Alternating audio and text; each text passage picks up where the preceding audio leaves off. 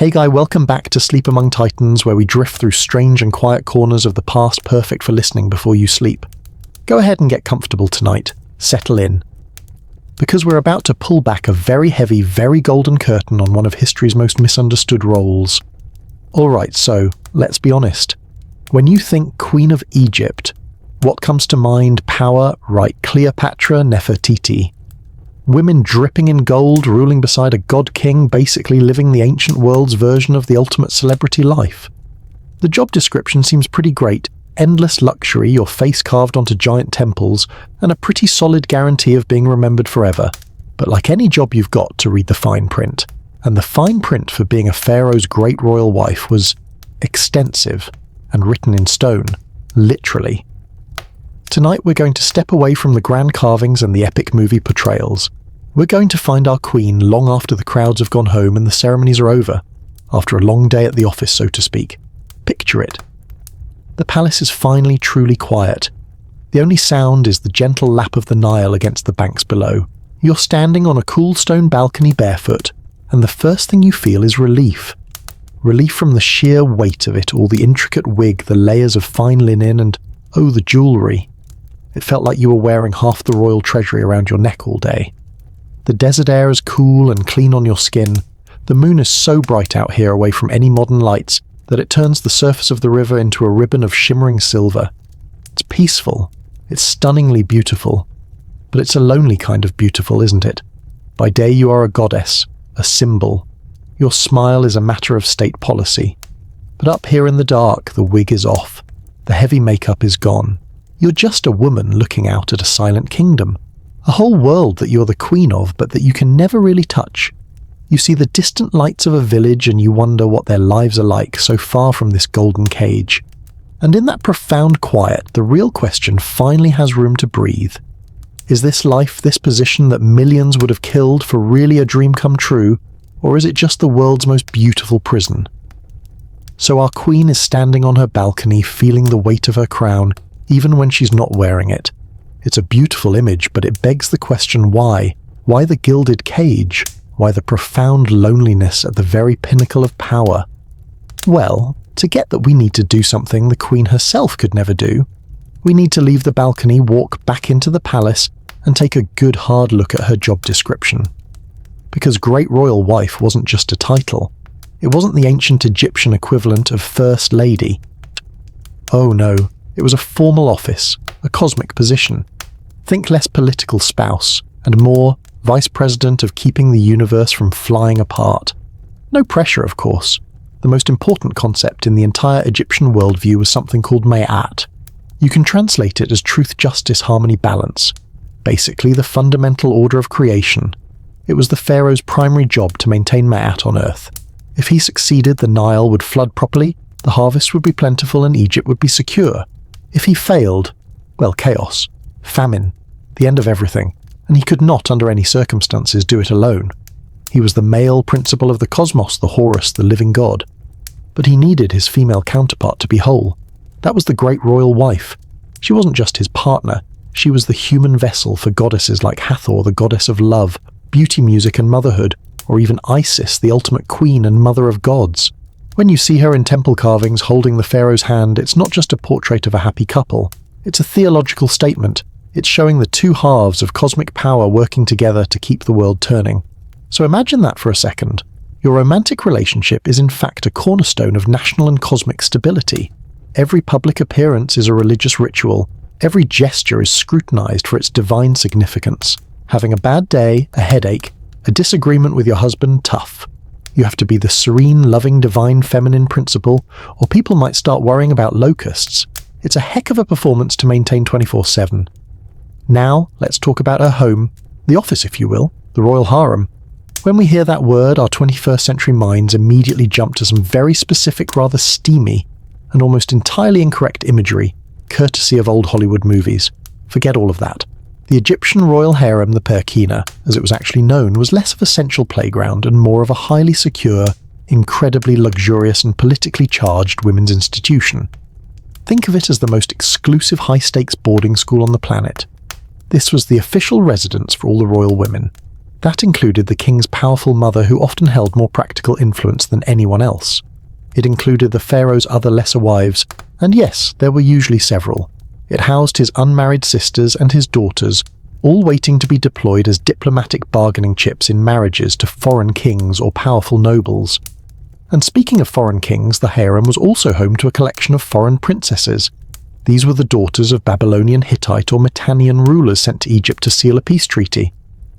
Your marriage to the pharaoh wasn't about love, it was about preventing a war. You were essentially a very fancy, very expensive treaty document that also had to be charming at dinner parties. The great royal wife was the official head of this entire institution. She was the queen bee. But it was a crowded, complicated hive buzzing with quiet ambitions, subtle rivalries, and shared boredom. It was a world run by women with its own lands, its own workshops, producing fine linen and crafts, and its own administration. It was an economic powerhouse, but it was also a fishbowl.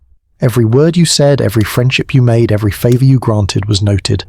The politics within the harem walls could be just as deadly as any on the battlefield. They were just much, much quieter. So you see, her life was this strange paradox. She was a public figure of immense religious importance, but her personal life was lived within the highly restricted, exclusively female world of the harem. She was the top of the pyramid, but the pyramid itself was a cage. She was a CEO, a high priestess, and a living goddess. But what happens when the job description, the institution, and the divine titles completely swallow the individual? What's left of the woman inside the queen? Well, that's where the real story begins to unfold. The sun in Egypt doesn't rise gently. It announces itself. One moment the sky's the deep indigo of late night, and the next a sliver of burning gold appears on the horizon, and the world is instantly irrevocably awake. And for the woman who is not yet a queen, that first light is a quiet personal signal. The performance is about to begin. She's not in the grand hall or on a golden throne. She's in her private chambers, the limestone walls still cool from the night. This is the last moment of true privacy she will have all day, and it is not empty. Entering silently are her handmaidens. Let's be clear, this isn't a group of friends helping her pick out an outfit. This is a team of highly trained professionals. A well-oiled machine. Think of them as the pit crew for a Formula One car, except their job is to transform a human being into a living deity, and they need to do it perfectly every single day. Their movements are silent, economical, and have been practiced to perfection. There's no idle chatter, there is only the ritual. It begins simply, with water cooled in porous clay jars, a basin of polished alabaster.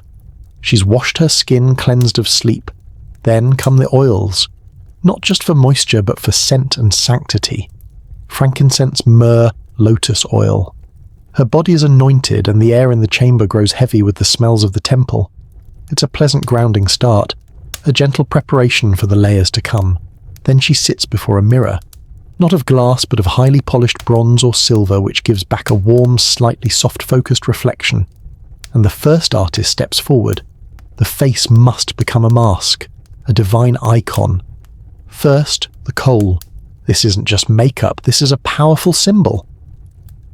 The black powder made from ground galena is mixed with a little oil. A slender rod of ivory or stone is dipped into it. She has to hold perfectly still as the handmaiden draws the thick, dark, deliberate lines around her eyes, extending them out towards the temples. Yes, it helped to reduce the sun's glare, a practical concern, but its real purpose was magical. It invoked the protective, all-seeing eye of Horus. It transformed her human gaze into something divine, watchful and eternal. It wasn't about looking pretty, it was about looking powerful and a little intimidating, which, to be fair, is its own kind of pretty. Next, the eyeshadow. Ground malachite for a brilliant green or more galena for a smoky grey. The colours weren't a matter of fashion, they were symbolic. Green for fertility and new life, grey for the floodplains that birthed civilization. Her palette for the day is chosen based on the festival calendar and theological need, not what might complement her mood. Choice is a luxury for merchants' wives. A dusting of red ochre on the cheeks for a healthy glow, a stain of it on the lips, and the face is complete. The woman who woke up is already disappearing, replaced by a serene, symmetrical and slightly terrifying work of art. Next come the clothes. The dress itself is simple in concept, a sheath of the finest, whitest linen.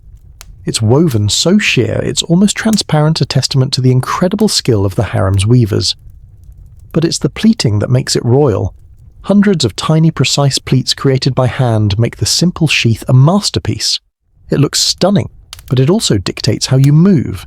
You can't stride, you must glide. You can't lounge, you must pose. It is a beautiful restrictive uniform. And now, the weight, the jewellery. This is where status becomes a literal burden. First the bracelets and armbands heavy with gold and inlaid with carnelian and turquoise. Then the earrings. But the true centerpiece is the wesek, the broad collar. It's a huge intricate fan of gold beads, lapis lazuli, and other precious stones covering her collarbones and shoulders. It is magnificent. It is also incredibly heavy. Imagine wearing a small decorative piece of armor all day. It's a constant physical pressure on your shoulders, a non-stop reminder of the weight of your office. Finally, the last step, the one that completes the transformation and erases the last trace of the individual, the wig. Her own hair, which might be beautiful, is ruthlessly bound, braided flat against her scalp and hidden away. It is hers, and therefore it must disappear. The royal wig is brought forward. It's a masterpiece of human hair woven into intricate braids and curls, often sprinkled with gold dust or threaded with golden rings. It's heavy, it's hot, and it's not meant to look natural. It's meant to look divine, an imposing perfect frame for the iconographic face beneath it. As the handmaidens lower it onto her head, securing it tightly, the ritual is complete. She looks into the polished bronze, and who does she see? Not the woman who felt the cool morning air on her skin, not the woman with a slight ache in her back from sleeping. She sees the great royal wife. She sees the partner of a god, an icon, a symbol of Mayat, serene and eternal. The reflection is perfect, powerful and utterly alien. And as she gives a slow, regal nod to her reflection, signalling her readiness to face the day, she might feel a tiny silent flicker of something deep inside. A quiet farewell to the woman who is now imprisoned behind those watchful kohl-rimmed eyes. So the goddess is now fully constructed. She glides out of her private rooms, a serene and perfect image, ready for her first official duty of the day. And this duty isn't opening a new dam or christening a ship, is much quieter and infinitely more important. She's heading into a reception hall for the morning greeting. Welcome to the most high-stakes, low-key meeting you will ever attend. Picture the scene. It's not the grand throne room with its towering columns and space for thousands. This is a smaller, more intimate hall, but no less imposing. Sunlight thick with the haze of incense streams through high, clear-story windows, illuminating the intricate carvings on the walls. The air is still and heavy with unspoken things.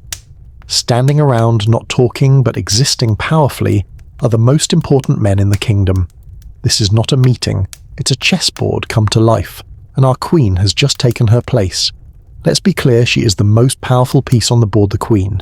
She can move in any direction she pleases, but she is not the one playing the game. Or rather, she is playing a different game entirely. Her husband, the pharaoh, is the king, the piece the entire game revolves around. Powerful, but also surprisingly vulnerable. And the other players over there standing ramrod straight in his perfectly starched linen kilt is the vizier. He's the government, the bureaucracy, the man who makes the kingdom actually run. He's a rook moving in straight, predictable lines of pure earthly power. He deals in granaries, taxes, and troop movements. And standing near the window, allowing the divine light to frame him just so, is the high priest of Amun-Ra. He is the church, the voice of the gods, or at least their official spokesman. He is a bishop moving diagonally, unexpectedly, wielding an influence that transcends earthly matters. He deals in omens, rituals, and the colossal wealth of the temples. These two men, the vizier and the high priest, are in a perpetual silent tug-of-war for the pharaoh's ear and the kingdom's resources, and our queen is standing right in the middle of it. Her job here is not to speak. Her job is to be a divine, calming presence. But her real work is to watch and to listen. Not to what is being said, because nothing of importance is ever said aloud, but to everything else. The flicker of an eye when the vizier mentions the cost of a new canal, the way the high priest's hand tightens ever so slightly on his ceremonial staff when the army's budget is discussed. She is the pharaoh's most sensitive political instrument, absorbing the tensions in the room. Today the air is particularly thick. The vizier wants to fund a new series of grain depots in the northern delta. A practical, sensible project. The high priest, however, has been divinely inspired with the need for a new set of golden doors for the sanctuary at Karnak. A pious, glorious project. Both cost a fortune. Both cannot happen. They don't debate. They would never be so crude. Instead, they speak in a language of pure suggestion. The vizier might mention a recent report about the grain harvest, his voice full of concern for the common people. The high priest will then counter with a soft-spoken remark about how the gods show favor to those who beautify their houses. It's maddeningly indirect. The gods would surely be pleased can mean anything from "I support this idea." To do this, or I will subtly convince half the country that your reign is cursed. And what is the queen's move? She might glide over to a table of offerings, pick up the most perfect blue lotus, and present it to the high priest. A simple gesture, but everyone sees it. The queen, the vessel of Hathor, has shown favour. The scales tip just a little towards the golden doors. Or she could turn to the vizier and ask a seemingly innocent question about his family, her voice full of warmth reminding everyone of his long and loyal service. The scales tip back. She's a living fulcrum constantly adjusting the balance of power. Then she sees him, her son. The crown prince, no older than 7, is standing with his tutor, a grim-faced old general. He's a miniature version of his father, already learning the stiff posture of royalty. And in that moment, the political chessboard dissolves into a mother's heart. He is her son, her child. But to everyone else in this room, he is the ultimate prize. He is the future king. The vizier wants to shape his mind towards administration. The high priest wants to fill his soul with piety. The general wants to forge him into a warrior. He's not a little boy. He's the future of Egypt, and everyone here is playing a long game for control of him. Her gaze lingers on him for a fraction of a second too long, a flicker of fierce protective love before the serene mask of the goddess slides perfectly back into place. This is her reality. Her marriage wasn't a romance, it was an alliance, and this court is their shared battlefield. Her children aren't just her own, they are the living assets of the crown. And her mind behind the calm facade is constantly working, calculating and observing. She's a player in a silent, deadly game, and her only goal is to ensure that when the game is over, her king and her son are the ones left standing. After a morning spent deciphering the silent ambitions of powerful men, you'd think our queen could finally retreat to her sanctuary and put her feet up. You would of course be wrong. She's merely leaving one political arena for another one that is infinitely more beautiful, and in some ways, infinitely more complex. Let's follow her as she passes through a set of guarded doors into the heart of the Perkana, the royal harem. On the surface, this place is paradise. It's not a single building, but a sprawling, self-contained complex within the palace grounds. High sun-bleached walls enclose lush, irrigated gardens, heavy with the scent of jasmine and roses. Shaded colonnades offer relief from the heat, their pillars painted with vibrant scenes of nature. A central pool shimmering with blue tiles and dotted with lotus flowers reflects the endless sky. The air is filled with the sound of music from a plucked lyre, the laughter of children and the soft rustle of expensive linen. It is by all accounts one of the most beautiful and luxurious places on earth. It is also without question a prison. A very comfortable one, but a prison nonetheless. Those high walls don't just keep intruders out, they keep the inhabitants in. The guards at the gates are not only there for protection, they are there for enforcement. For the hundreds of women who live here, this beautiful, fragrant, sun-drenched world is the only world. The bustling markets of Thebes, the simple villages along the Nile, the vastness of the desert, they are as distant and unreachable as the moon. And who are the other residents of this gilded cage? It's a complicated social ecosystem. Presiding over it all, often from a shaded pavilion, is the king's mother, the dowager queen. She is the matriarch, the one who has seen it all. She raised the living god after all. Her power is immense, her approval is critical, and her memory is long. Our queen must always show her the utmost respect. Their relationship is a carefully maintained dance of deference and authority. Then there are the other wives. The lesser wives, though they would never be called that to their faces. You see them gathered in small groups weaving intricate patterns on large looms, or playing a slow, thoughtful game of senet. They smile when the great royal wife passes. They incline their heads just so. It's all perfectly polite, dangerously polite. The kind of polite that hums with unspoken competition. Every woman here is hoping for the pharaoh's attention. Every woman is praying for a son, because a son, especially if the great royal wife has only daughters, is the ultimate path to power and security. They are her colleagues, her neighbours, and her direct rivals, all wrapped in one smiling, perfumed package. And scattered amongst them are the loneliest figures of all the foreign princesses. A princess from the mountains of Anatolia, her skin fairer than the Egyptians. A princess from the dusty plains of Mesopotamia, who still dreams in a language no one else here understands. They were sent here as teenagers to seal a treaty, and while they are treated with the respect due to their rank, they are utterly adrift. They are living, breathing political documents, reminders of alliances, and they will never see their homes again. Our queen might see one of them staring eastward, a vacant look in her eyes, and feel a pang of something pity solidarity, and a quiet thankfulness that at least this land is her own. So what do you do all day in a paradise prison? You fill the time. The hours are structured around pleasant, meaningful activities, or at least activities that are designed to look pleasant and meaningful. There is music to be practiced, dances to be learned. There are workshops where the women oversee the creation of exquisite perfumes, cosmetics, and textiles. The harem is a business after all. But the real currency here isn't linen or myrrh, it's information. The primary activity is a constant low-level hum of observation and gossip traded in polished whispers. Who did the pharaoh spend the night with? Whose son has caught the eye of the royal tutors? Which foreign delegation brought the most impressive gifts? This information is power. It determines who is rising, who is falling, and who you should align yourself with. The queen, as the head of the institution, is at the center of this web. She must be aware of every current, every whisper to maintain order, and more importantly, to maintain her own position.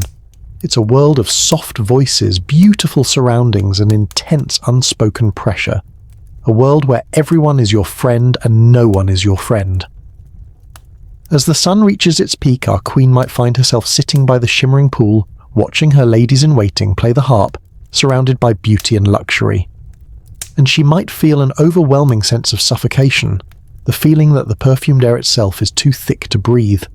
Because the one thing this paradise can never offer is the one thing she might want most, an open gate and a path that leads away. As evening descends, a new kind of performance begins. It's time for the evening meal in the great hall of the harem. You might picture a relaxed, chatty dinner party, a chance for the women to unwind together after a long day of, well, whatever it is they do. Let's gently disabuse ourselves of that notion. This is not a dinner party.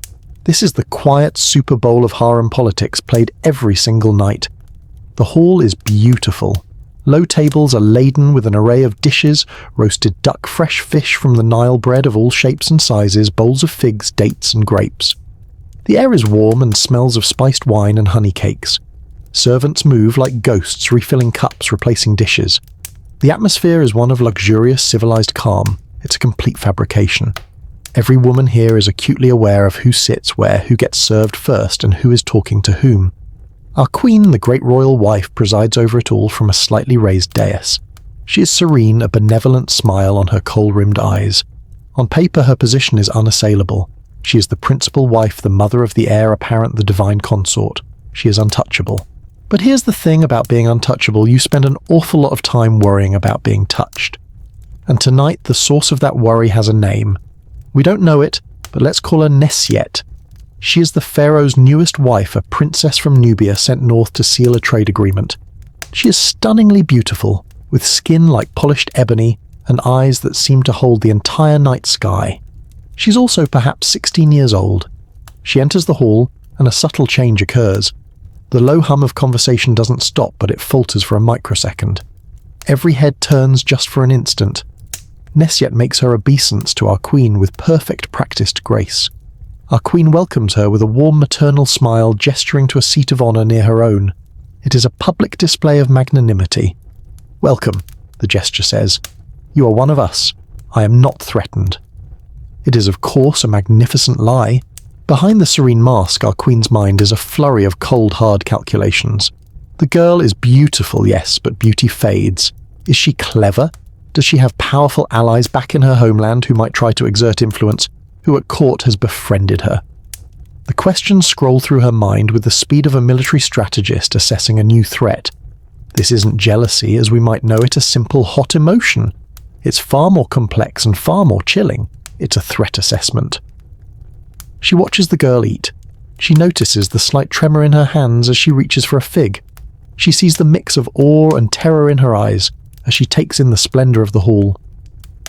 and for a fleeting moment the queen feels a bitter pang of something that might almost be pity. She sees herself 20 years ago, a young princess from a different land, just as overwhelmed, just as beautiful, just as ignorant of the true rules of the game she'd just been forced to play. This young woman isn't a villain. She is a mirror, a reminder that queens are ultimately replaceable, and that brings us to the cold, hard center of the fear, the one thing that underpins her entire existence. Our queen looks down the table at her own children, her eldest daughter already being assessed for a diplomatic marriage of her own, and her son, the crown prince, a boy of 10, laughing quietly with his sister. He is her triumph. He is her shield. He is the reason she is the great royal wife and not just another wife. As long as he is the undisputed heir, her position is secure. Then her eyes drift back to Nessiet, to her youth, to her vibrant health, to her flat, girlish stomach. And the unspoken question hangs in the air, a toxic, invisible cloud. What if she gives the pharaoh a son? It's the ultimate terror. It's the checkmate scenario. A healthy new son from a beautiful new wife could, with the right political backing, challenge her own son's claim. It could split the court, ignite factions, and potentially lead to civil war upon the pharaoh's death. Her son's life would be in danger. Her own life would be forfeit. Her entire legacy, everything she has worked for, everything she has sacrificed her own identity to build, could be undone by the biology of a 16-year-old girl. So she smiles. She offers Nessiet another honey cake. She asks her if she's enjoying the music. She plays the part of the gracious, unassailable queen, but inside she is shoring up defenses, planning counter-moves, and praying to the gods she supposedly embodies that this beautiful, sad young girl remains barren. This is the silent nightly battle. She must fight a war waged with smiles and pleasantries over plates of roasted duck in the shadow of other wives. The night in the royal palace is a deep, velvety thing. The torches are extinguished, leaving only a few flickering oil lamps to cast long dancing shadows on the walls. The air, finely cool, carries the scent of night-blooming flowers from the gardens. It should be a time of peace, of rest. For our queen tonight, it is a time of exquisitely managed torture. Here's the problem with being a living deity on Earth. Your body didn't get the memo. Official celestial policy states that the vessel of a goddess should be perfect, serene, immune to the petty inconveniences of mortal flesh. But official policy has never had a toothache, and our queen, the great royal wife partner to the Horus King, has a throbbing, relentless, white-hot pain in her back molar that is making her question the very concept of cosmic order. She has spent the entire day hiding it. Think back on her day. That serene, divine smile she gave the vizier, a grimace held in place by sheer force of will. The graceful way she glided through the harem, a benevolent presence. Every step sent a small jolt of agony through her jaw. The delicate way she nibbled a honey cake at dinner, chatting warmly with the new Nubian princess. She was chewing on one side, a frantic prayer on her lips that she wouldn't yelp in pain. This is the secret no one can ever know. Because in the world she inhabits, pain is not just pain. Pain is imperfection. Imperfection is weakness. And weakness is a weapon that can be used against you. Can you imagine the whispers, "The great royal wife is unwell"? The priests would see it as a bad omen. The other wives would see it as an opportunity. Her husband, the pharaoh, would see it as a crack in the divine facade that protects their reign. A goddess with a toothache isn't just an inconvenience, it's a theological crisis. And so she suffers in utter, complete silence. She dismisses her last handmaiden with a gentle nod, the picture of perfect composure. The moment the heavy wooden door closes, her face slackens. The mask drops. She presses the heel of her hand against her cheek, her eyes squeeze shut. The pain is all-consuming, a grinding, hateful presence. There is no one she can call for. The court physicians, the SWNW, are skilled, but a visit from them would be logged, noted, and whispered about by morning. So where does a goddess go when she needs help that the gods of the state cannot provide? She walks not towards her grand canopied bed, but towards a simple, undecorated wall in her most private chamber. She presses a specific stone and a section of the wall swings inward on a silent pivot, revealing a small dark alcove. This is her truest sanctuary. There are no grand statues of Amun-Ra here, no majestic images of Horus.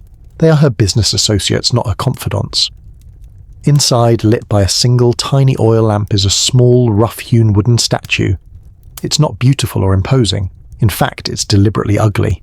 It's a squat, pot-bellied, bearded dwarf with a fierce, almost comical scowl on his face and his tongue sticking out. His hands are on his hips, a picture of pugnacious defiance. This is Bes, the dwarf god. He is not a god of kings or empires. He is the god of the household of childbirth, of music and of laughter. He is the fierce, loyal protector of the vulnerable, of mothers and of children. He is a bouncer for the human soul, a scrapper who frightens away evil spirits, not with majestic power, but with sheer, ugly, terrifying noise. He is a god for the messy, painful, ordinary parts of life, and right now he is the only one in the entire pantheon she trusts. She kneels before the small rough statue. There are no formal prayers here, no grand titles. The great royal wife disappears and all that's left is a woman in pain. Her forehead rests against the cool stone floor. Her whisper is barely a breath in the silent room. Bes, she murmurs the name, a raw, frayed sound. My friend, please. She doesn't ask for power. She doesn't ask for the defeat of her enemies or the love of her husband. Her plea is the most human prayer ever uttered. Please, just make it stop hurting. And in this tiny hidden pocket of reality, the living goddess, the jewel of the Nile, the most powerful woman in the world, curls into a small ball on the floor, utterly alone, begging a small ugly dwarf god for the simple mercy of a single night's sleep free from pain. This is the true weight of the crown. Not the gold, but the silence. Not the power, but the isolation. Let's leave our queen there in her secret alcove, curled in a fitful, pain-haunted sleep. Let's allow the narrative to do what she cannot, to slip past the guards beyond the high walls and out into the cool night air. Imagine a single blue lotus blossom, perhaps one that has fallen from a vase on her balcony. It's caught by a small trickle of water from the palace gardens, a tiny channel that runs as all water here eventually does to the great eternal mother of Egypt, to the Nile. The river doesn't know about queens or toothaches. It doesn't care about politics or succession. The Nile simply flows as it has for millions of years, a vast, calm and indifferent god. Our lotus blossom is caught in its gentle current and begins a slow, silent journey downstream. First it drifts past the immense outer walls of the palace complex. From here, from the river's perspective, the place looks like a sleeping giant. The moonlight softens its imposing architecture, turning it into a beautiful, silent fortress. There is no hint of the turmoil within, no echo of the silent screams or the whispered prayers. From the outside, the gilded cage just looks gilded, perfect, peaceful.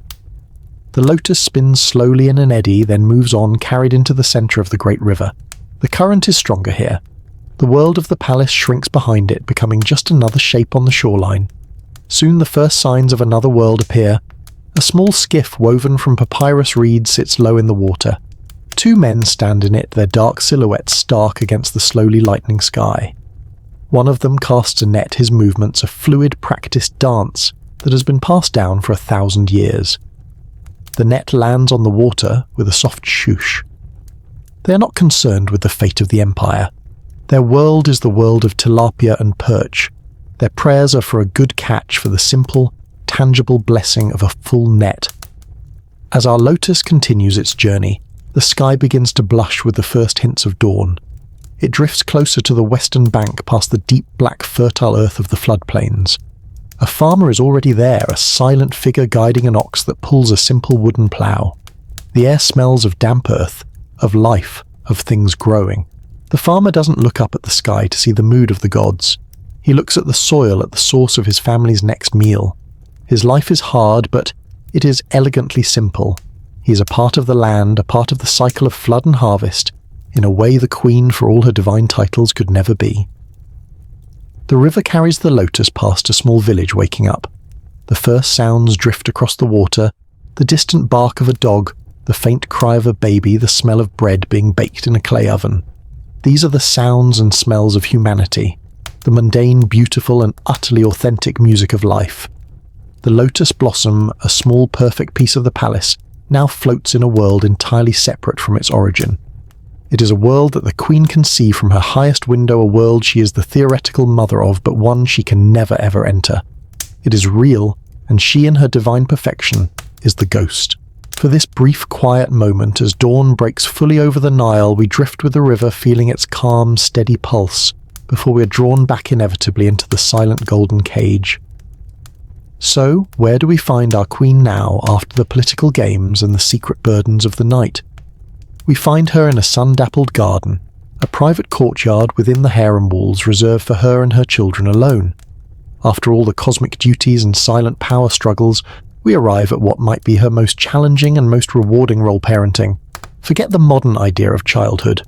Royal childhood in ancient Egypt was essentially an intensive, lifelong internship for a job you could never refuse. And our queen is the lead instructor. Let's zoom in on a scene that is on the surface utterly normal, almost domestic. She's sitting on a woven mat in the shade of a sycamore tree with her eldest daughter, who is perhaps 12. Between them rests a wooden board and the queen is guiding her daughter's hand as she learns to write. Not the monumental hieroglyphs you see on temples, but the faster, more practical hieratic script used by scribes and administrators. The lesson is about geography. The queen points to a symbol. And this, she says, her voice soft, is the sign for Mitanni, a land of many rivers and skilled horsemen. It's a simple-sounding lesson, but it's not. She isn't just teaching her daughter to be literate. She's preparing her for her future. She's preparing her for export. This girl, her firstborn, is almost certainly destined to be married off to a foreign king, perhaps even the king of Mitanni, to seal an alliance. So the real lesson is woven between the lines. As she describes the rivers, she's also teaching her daughter about trade routes. As she speaks of the horsemen, she's teaching her about military power. When she says, "A wise princess always respects the customs of her new home but never forgets the gods of her own," she's handing her a vital tool for survival. She's teaching her daughter how to be a gracious, observant and resilient political envoy, a queen in a strange land. She is lovingly, painstakingly preparing her child to be sent 1,000 miles away forever. Every character she teaches her to write is another word in a long, slow goodbye. A short distance away on a patch of sun-baked earth, her son is having a very different kind of lesson. The crown prince, the future king, is not learning the finer points of script. He is 10 years old, and he is learning how to fight. Under the watchful eye of a veteran army general, he practices lunges with a heavy wooden sword, his face set with fierce concentration. He is being forged into a weapon, a commander, a king. The queen watches him, and her heart is a painful mix of pride and terror. She sees the strength in his young shoulders, the determined set of his jaw, and she sees the future of Egypt. He is her greatest achievement, the living embodiment of her power and security. But she also sees a target, a boy surrounded by men who want to use him, by factions that want to control him, by potential enemies who would see him dead. He finishes a drill breathless and runs over to her. He's no longer the crown prince, just a sweaty, triumphant little boy who wants his mother's approval. She smiles a genuine, unguarded smile that transforms her face, wiping away the goddess and revealing the mother. She brushes the damp hair from his forehead and gives him a cool drink of fruit juice. For a moment, he is just her son. Her daughter leans against her, watching her brother with quiet affection. And this right here is it. This is the only place in her entire universe where she is not a symbol. In this small circle of sunlight with her children's bodies pressed against hers, she is simply a mother. Their warmth is real. Their laughter is unscripted. Their love is not contingent on treaties or omens. It is the one true solid thing in her life of gilded shadows. But the moment is fleeting. The general calls out to her son, "Again, your highness, a king's work is never done." The tutor reminds her daughter that her lesson in Sumerian cuneiform is next. The machinery of their destinies whirs back to life. She straightens up, the serene mask of the queen settling back over her features. She watches them go, her daughter to her studies, her son to his drills. They are her hope. They are her heart. But they are not and can never truly be her own. They belong to Egypt, and her love for them, the most real thing she knows, is also the source of her most profound and bittersweet sorrow. So let's step out of the quiet private gardens and into the blazing, unfiltered Theban sun. It's the height of the season of inundation, the flooding of the Nile, and that means it's time for the beautiful feast of Opet. Think of it as the biggest event of the year. It's a combination of a state parade, a deeply holy pilgrimage, and a massive national holiday all rolled into one. The entire city of Thebes has poured out onto the streets. The energy is electric, a heady mix of religious fervour, civic pride, and a good excuse to have a party. The centrepiece of the festival is a grand procession. The sacred golden statues of the gods, Amun the king, his wife Mut the mother, and their son Khonsu, the moon god, are taken from their sanctuary at Karnak temple. They are placed on ceremonial boats, or barks, which are then carried on the shoulders of dozens of priests along the Avenue of the Sphinxes to Luxor Temple, a couple of miles down the road. The purpose is cosmic rejuvenation, a divine meet and greet to re-energize the gods and by extension the entire kingdom. It is a sensory explosion. The air is thick and shimmering with heat, heavy with the scent of clouds of frankincense lotus blossoms strewn on the path, and the smell of roasting meat from street-side vendors. The noise is a physical thing, a roar of chanting, singing, and shaking rattles that presses in on you from all sides. And right in the very heart of this magnificent, chaotic, joyous spectacle walks our queen. She is once again the perfect divine image. Her wig is heavy, her makeup is a flawless mask, her white linen gown is immaculate. The broad golden collar on her shoulders feels like it weighs more than a small child, and the sun beating down on it makes the metal hot against her skin. She walks beside the pharaoh just behind the bark of the god Amun. Her job is to glide, to smile that serene, enigmatic smile, and to look divinely pleased with the proceedings. She is next to the golden statues themselves, the most looked-at thing in the entire parade. But what is she actually thinking? What is going on behind those perfectly kohl-rimmed eyes? Nothing. Absolutely nothing. Or rather, nothing to do with the festival. The crowd is having a genuine, profound religious experience. They weep with joy as the statues of the gods pass by. They're connecting with their creators, feeling the pulse of the cosmos. She, on the other hand, is working. This is a commute. A long, hot, incredibly public commute. She has walked this path before. She will walk it again next year. She knows every crack in the flagstones. She knows exactly which priest on the left side of the bark has a tendency to sweat more than the others. She knows at which point in the procession she should raise her hand in a gesture of blessing to elicit the loudest cheer. She is an actress in the longest-running play in history, and she knows her lines by heart. Her mind, therefore, is elsewhere. She feels a slight blister forming on her heel from her new ceremonial sandals. She mentally calculates how many jars of wine will be needed for the harem's private feast tonight. She notices that the high priest of Amun is looking particularly self-satisfied, and makes a mental note to ask the vizier about it later.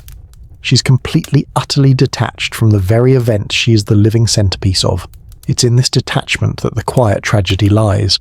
She looks out at the sea of faces. She sees a young couple, their hands clasped together, their faces shining with adoration for the gods and for each other. Their joy is simple and real. She, a goddess of love, can only observe it from a distance. She sees a father hoist his small daughter onto his shoulders so she can get a better view. The girl's eyes are wide with wonder. The queen feels a distant echo of her own children's weight, her own daughter's wonder. But here to this child she is not a mother. She is a distant, shimmering mirage. The procession reaches the great pylon of Luxor Temple. The roar of the crowd becomes deafening. The priests chant louder. The trumpets blare. This is the climax. The pharaoh steps forward to perform the rites. She stands at his side, a perfect silent partner. And as the holiest moment of the festival unfolds, as heaven and earth are believed to touch our queen's most pressing thought, is a simple human one. I cannot wait to sit down. She is the focus of a million eyes, but she has never been more invisible. So where does a queen go when the cheering finally stops and the weight of her own divine performance becomes too much? She goes to the one place where she is surrounded by equals, the dead ones. Let's follow her into a place very few ever saw, the House of Life, the Palace Library and Records Room. Forget any ideas of a grand airy library. This is a quiet, dense and dusty space, lined with countless wooden shelves. On these shelves are not books, but hundreds, thousands of papyrus scrolls, each rolled and tied and labelled with a small clay tag. There are also small statues records on stone tablets and diplomatic letters from foreign kings. The air smells of old papyrus cedarwood and the slow patient decay of centuries. It is the memory of the kingdom made physical. She is not alone. With her is the keeper of the records, a man so old and stooped, he looks like he might be one of the original documents himself. He's been part of the palace longer than anyone can remember, a living archive whose grandfather served her husband's grandfather. He moves with a quiet, shuffling grace, his knowledge of this room absolute. Our queen is ostensibly here to review trade accounts with Syria. But her eyes drift. They fall upon a small, exquisite alabaster statue on a dusty shelf, the portrait of a woman with a serene smile and an elaborate wig. The cartouche at the base bears a name she vaguely recognizes but knows little about. Heru, she says, her voice soft in the stillness, using the old keeper's familiar name. Tell me of this queen. Ankhet Mut. The old man shuffles closer, his eyes looking not at the statue but at a point in the distant past. "Ah, the Lady Ankhet Mut," he says, his voice a dry rustle like old papyrus. "She was great royal wife for 3 years. Her husband, the great king, was taken by the fever on a campaign in Nubia. She had borne him only daughters." He pauses. "Her husband's brother took the throne, a new family, a new queen. The Lady Ankhet Mut was granted a peaceful retirement as a priestess at a remote temple to Hathor in the western desert. A great honor." The queen understands the unspoken truth. A great honor was a life sentence, erased, forgotten, sent to the middle of nowhere to live out her days, her name and face fading from memory, until all that was left was a dusty statue and a footnote in the records. A chill runs down the queen's spine. She thinks of her own children, her own daughters. Her gaze moves on. She points to a faded section of a wall mural, a copy of one from a dismantled temple. It shows a powerful, confident queen depicted almost as large as the pharaoh himself.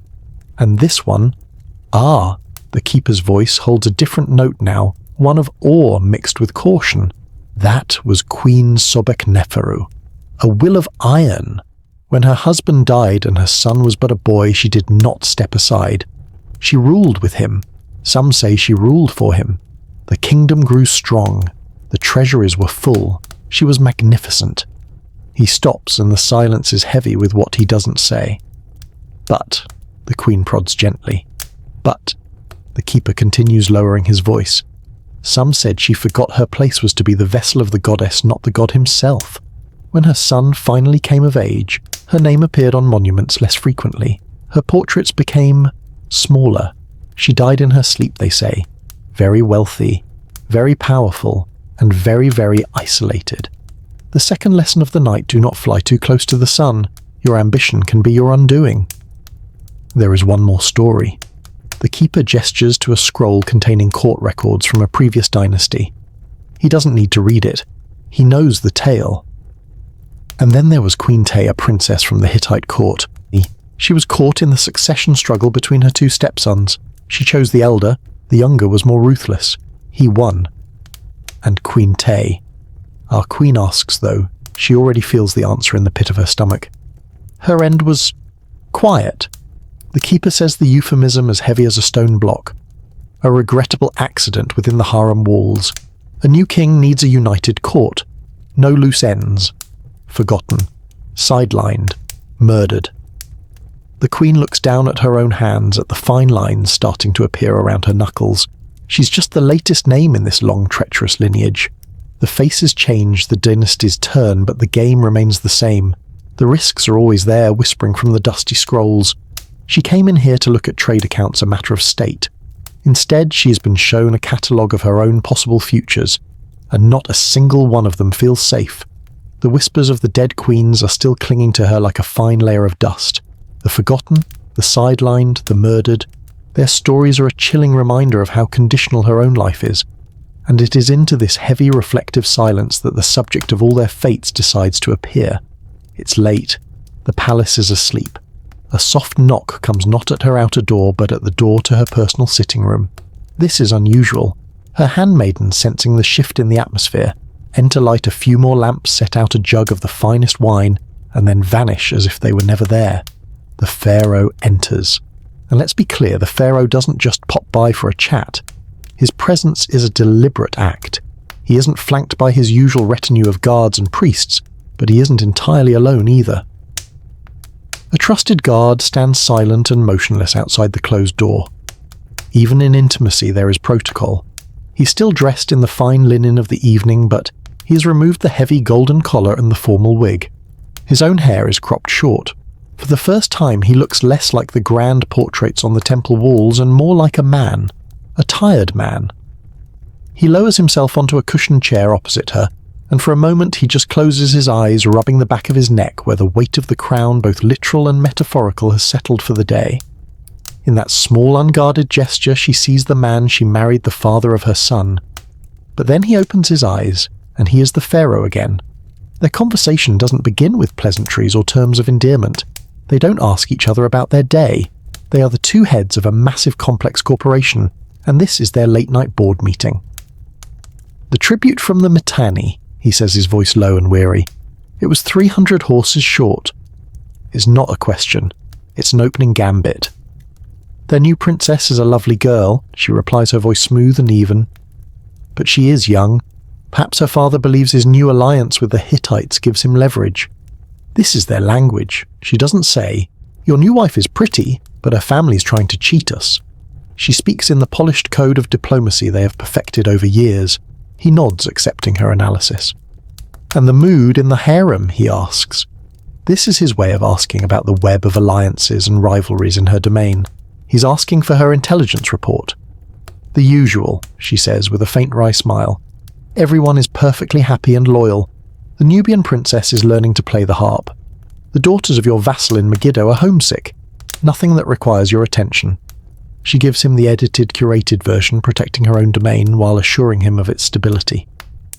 They talk like this for some time, about the price of grain, about a troublesome governor in a distant province, about the high priest's latest request for more gold to plate another statue. He values her mind. She's one of the few people he can talk to without having to sift through layers of flattery and ambition. She is his partner, his chief advisor. He reaches across the small table and places his hand over hers. His hand is warm, calloused from holding a bow and the reins of a chariot. It is a real human touch, a gesture of affection, of trust, of shared partnership. And for a heartbeat, she feels a flicker of warmth of connection to this tired, powerful man. This is their intimacy. It's not one of passion, but of mutual reliance. Two people alone together at the dizzying height of power. But then she looks at him, truly looks at him. She sees the weight of the entire kingdom in the lines around his eyes. She sees a man who is as much a prisoner of his divine role as she is of hers. He looks at her, and she knows he is not seeing the woman who secretly prays to a dwarf god about her toothache. He is seeing the great royal wife, the mother of his heir, the stable pillar of his court. He is seeing her function, her role, her utility. And in that moment she understands the profound, absolute nature of her loneliness. If this man, the person she is closest to on earth, cannot see beyond the golden mask, then no one can. They are not a man and a woman. They are two living statues sharing the same grand pedestal for a brief time, and even when they touch, they are still made of cold, unyielding stone. Her marriage, the most intimate relationship of her life, is just a grander, more elaborate part of the gilded cage. The pharaoh is gone. The heavy door to her chamber has closed, and the silence that rushes back in is different from before. It's not the tense silence of waiting, nor the lonely silence of isolation. It's something else. It feels clean, final. In that moment with her husband, the God King, she saw the absolute truth of her situation. She saw the final, unscalable wall of her gilded cage. And the funny thing is, the truth hasn't crushed her. It has, in a strange way, set her free. If no one can truly see the woman inside the queen, then the woman inside the queen is finally truly her own. And so she does what she did at the very beginning of our story. She walks back out onto the balcony overlooking the Nile. But she's not the same woman who stood here before. The air is the same, cool and tasting of the desert. The moon is the same, a perfect silver disk. But her perception has shifted. Before this balcony was the edge of her prison, a constant reminder of the world she couldn't reach. Now she realizes it is not a wall. It is a threshold. It is her personal space suspended between the suffocating political world of the palace behind her and the vast, silent, indifferent universe ahead. It is the one place she's neither a queen, nor a wife, nor a mother. She's just a consciousness breathing in the night. She looks at the river, the great dark ribbon of water flowing ever onward. It no longer feels like a taunt, a symbol of a journey she'll never take. It feels like a companion. It has witnessed dynasties rise and fall. It has seen thousands of queens just like her live out their silent lives. It has endured. And in its steady, relentless, quiet power, she sees a reflection of herself. The Nile endures, and so does she. This is where the magic happens. This is the grace she finds in her solitude. She cannot change the bars of her cage, so she has learned to weave gardens between them. Her mind drifts to the small, private freedoms she has quietly cultivated for herself. There are the papyrus scrolls kept in a hidden chest in her room. Not state accounts or diplomatic letters, but poetry. Tales of adventure in lands beyond the desert. Myths of the gods that have nothing to do with state ritual, but are full of their foolishness. their passions, their flaws. In those stories she can escape. Her mind can travel where her body cannot. She thinks of a small forgotten corner of the harem gardens behind the pomegranate trees where no one else ever goes. There she has cultivated a bed of rare, deep blue flowers brought by a trader from a distant oasis. She tended to them herself, her own hands in the dirt. It is a small patch of earth that is entirely hers, a splash of colour. She created a living secret in a world of stone and gold. But the greatest freedom she now understands is the one they can never touch. Her own mind. They can control what she wears, where she goes, what she says and who she sees. They can turn her body into a public monument, but the person inside her thoughts, her memories, her wry observations, her secret prayers to a funny little dwarf god, that person is sovereign. That inner territory is hers alone. They can command the queen, but they cannot command her. This isn't happiness. Let's not mistake it for that. Happiness is a bright, fleeting, sunlit thing. This is something deeper, stronger, and more enduring. It is peace. A quiet, resilient, and profound acceptance of her reality. It's the strength you find not by breaking the chains, but by learning that your soul is larger than the chains can hold. She has looked at her life, at all its limitations and sorrows, and has decided not to rage against the walls, but to find the beauty in the moonlight that falls between them. She leans against the cool stone of the balcony, a faint, genuine smile on her lips. She's no longer a prisoner rattling her cage. She's a quiet observer, a survivor, a queen who has found her own secret, unassailable kingdom in the vast territory of her own soul, and in the deep silence of the Egyptian night, she has at last found a kind of peace, and so we leave her there, a figure of quiet strength on her moonlit balcony at peace, in the heart of her gilded cage. Her story, with all its silent struggles and secret victories, is complete. She has found her own way to endure. And now let's talk about you. For the past couple of hours we have walked through the strange and quiet corners of her life. We have felt in some small way the immense constant pressure of her existence. Think about it. Think of the sheer effort required for her to simply be. The ritual of becoming a goddess every morning, the careful performance in the court, the silent navigation of the harem's treacherous waters, the crushing weight of public ceremony. Every day was a battle fought with smiles and whispers, a performance from which there was no intermission. Her life was lived under 1,000 watchful eyes, where a single misstep could mean ruin. Her most private feelings, pain, fear, sorrow, had to be ruthlessly suppressed, hidden behind a mask of serene perfection. Even her most intimate relationships with her children and her husband were defined by duty and political necessity. She was never not for a single moment just a person. She was always a symbol, an institution, a role. Now in the quiet of your own room, feel the profound difference. Think of the weight of her golden collar, and then feel the lightness of your own shoulders, free from any burden. Think of the constant humming anxiety of her world, and then sink into the deep, uncomplicated silence that surrounds you now. The only sounds are the ones you choose, or the gentle ambient sounds of your own peaceful night. Think of her lack of privacy, the feeling of always being watched, and then feel the safety of your own space. The simple modern magic of a closed door, a lock, a room that is entirely yours where you can be completely, utterly yourself with no performance required. Think of her discomfort, the heavy wig, the pinching sandals, the heat of the sun during the long procession. And then contrast it with the simple, profound luxury you're experiencing right now, the softness of your pillow, the gentle, reassuring weight of your blanket, the perfect temperature of your room. Her life was a masterpiece of control, of holding everything in. Your only task tonight is the exact opposite. It is to let go. We look back at these grand historical figures, these queens and pharaohs, and we see power, wealth, and glory. But perhaps we mistake the nature of true luxury. The great royal wife of Egypt, with all her palaces and jewels, would likely have traded all of it for one single night of what you have right now, the simple, unassailable, and sacred luxury of peace. The freedom to be tired, the safety to be vulnerable, the quiet permission to simply close your eyes and let the world fall away. Let's visit her one last time. Go back to that balcony overlooking the great dark river. She is still there, a silhouette against the moonlight. But the woman we see now is not the trapped, lonely figure from the beginning of our story. Her posture is relaxed. Her gaze is not one of longing, but of quiet companionship. She watches the water flow and she feels a sense of kinship. The river has seen it all, and it endures, and so does she. The gilded cage is still there. The walls have not crumbled, the rules have not changed, but she's found the vast limitless space between the bars. She has discovered that her spirit is not subject to the laws of the court. The mask of the goddess has been set aside, and she is at peace with the human face beneath. The silence is no longer an empty void. It is a sanctuary, a space filled not with loneliness, but with the quiet strength of her own soul. She stands there, and her breathing begins to deepen, to slow down.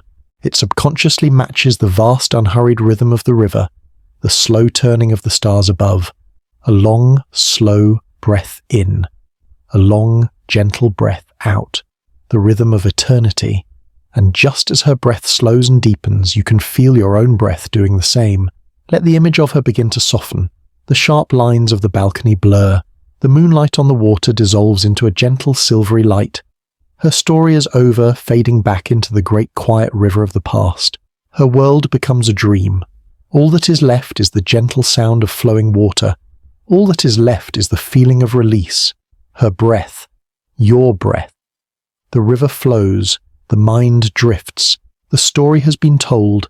The past is quiet now. All that remains is this present moment. The gentle darkness behind your eyes. The feeling of your body growing heavy, sinking comfortably into your bed. The simple, easy rhythm of your own breathing. There is nothing left to do. Nowhere left to go. It is safe to let go now. It is time to drift. Sleep now.